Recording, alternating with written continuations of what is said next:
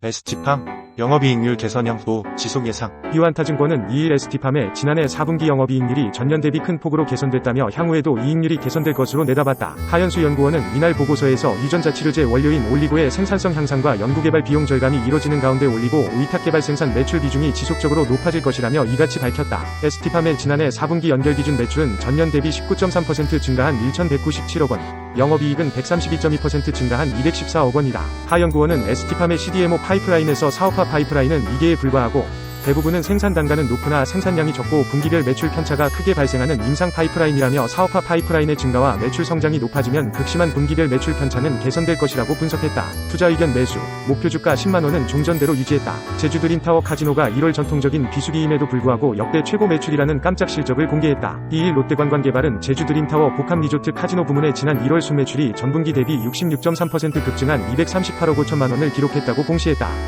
종전 최고 기록도 넘어섰다. 제주 해외 직항이 본격화되기 전인 지난해 1월 대비 267.3% 늘어났다. 롯데관광개발은 중국, 일본, 대만, 홍콩, 싱가포르 등을 중심으로 꾸준하게 재방문이 이어지는 등 VIP 고객의 비중이 갈수록 높아지면서 매출 호조가 이어지고 있다고 밝혔다. 계절적 성수기로 진입하면서 더 가파른 실적 개선이 나타날 것이라는 설명이다. 롯데관광개발은 겨울 비수기를 지나 춘절 특수를 포함해 중국 단체 관광객의 본격적인 방문이 시작되는 3월 성수기부터는 더 강한 실적 랠리가 기대된다고 덧붙였다. 실제로 중국의 사드 보복이 있기 전인 2016년 1월 14만 명의 수준에 그치던 중국 관광객 수는 2월, 3월, 4월을 지나며 점차 증가세를 보였다.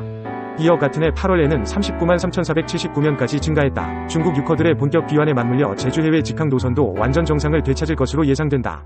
지난해 1월 주 20회 수준에 불과하던 제주 해외 직항은 1월 말 기준 상하이, 베이징, 항저우 등 중국만 주 110회인 것을 비롯해 대만, 일본 오사카, 홍콩, 싱가포르까지 주 137회까지 회복됐다. 하지만 중국 단체 관광객이 최고 러시를 이루던 2016년 8월에 비해서는 아직도 62%대에 머물고 있다. 여행업계에서는 오는 3월 중국 단체 관광의 성수기가 시작되면 솔로지옥 3화 웰컴 투 삼달리 등 제주를 배경으로 한 K 컨텐츠들의 영향에 따른 수혜가 가능할 것으로 보고 있다.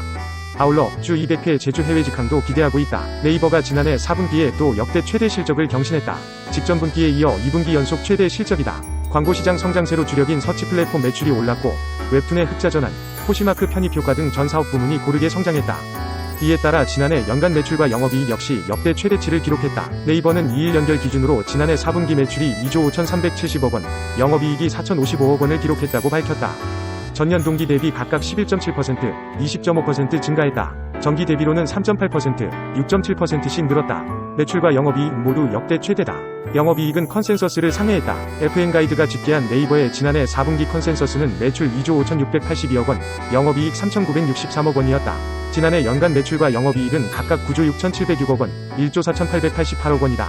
전년 대비 17.6%, 14.1% 증가했다. 사업 부문별로는 검색 광고 등을 포함한 서치 플랫폼 부문이 지난해 4분기 9,283억 원의 매출을 기록했다. 전년 동기 대비 1.3% 증가했다. 연간 매출은 0.6% 증가한 3조 5,891억 원이다. 이중 검색 광고는 모바일 통합 검색 개편, 광고 상품 UI 개선에 따른 CTR이 향상되며 전년 대비 4.8% 증가한 6,922억 원의 매출을 냈다. 네이버는 지난해 11월 개편된 네이버 앱의 홈피드, 클릭 등 다양한 영역에서 AI 추천 기반 콘텐츠를 제공하며 이용자 경험이 수익화로 이어질 수 있도록 집중할 계획이다. 또 생성형 AI 검색 서비스 Q를 PC 통합 검색에 적용한 데 이어 올해는 모바일로도 테스트를 확장할 계획이다. 커머스 부문 4분기 매출은 전년 동기 대비 35.7% 증가한 6,605억 원이다. 연간 매출은 41.4% 증가한 2조 5,466억 원이다. 지난해 초 포시마크 편입 효과가 이어진 데다 크림의 수수료율 인상 및 스마트 스토어 전체 거래액 성장이 실적을 견인했다. 또 브랜드 솔루션 패키지 및 도착 보장 서비스 수익화가 본격화된 것도 영향을 미쳤다. 4분기 전체 거래액은 브랜드 스토어와 서비스 거래액 성장으로 전년 동기 대비 11.0% 증가한 12조 4천억 원을 기록했다. 핀테크 부문 매출은 전년 대비 11.3% 상승한 3,560억 원을 기록했다. 연간 매출은 14.2% 증가한 1조 3,548억 원이다. 4분기 네이버페이 결제액은 16조 3천억 원으로 전년 대비 23.9% 증가했다.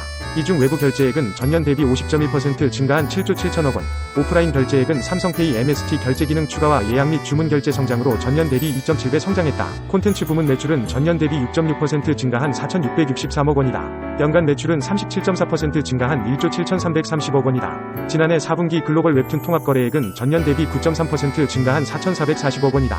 웹툰 IPV 흥행으로 원작 유입 효과 발생 및 제작 매출 증가가 실적을 견인했다. 또 AI 개인화 추천 및 CRM 등 플랫폼 고도화로 ARPPU가 상승했다. 스노우 역시 이어북 등 AI 상품의 글로벌 인기에 힘입어 전년 대비 28.6% 성장한 494억 원을 기록했다. 클라우드 부문은 전년 대비 13.3% 증가한 1259억 원의 매출을 냈다. 연간 매출은 11.0% 증가한 4472억 원이다.